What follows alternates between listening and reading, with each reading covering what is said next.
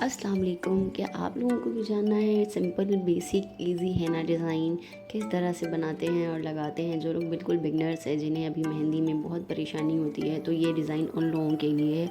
ये बहुत ही इजी और आसान सा डिज़ाइन है। इसमें आप लोगों को ज़्यादा कुछ नहीं हार्ड काम करना है और ये फ़ौरन से लग जाएगा आपका 5 से 10 मिनट में। तो देखिए मैं बना रही हूँ। जिन लोगों को बिल्कुल नहीं आता ये वो लोग लगा सकते हैं, तो उनके लिए बहुत आसानी होगी।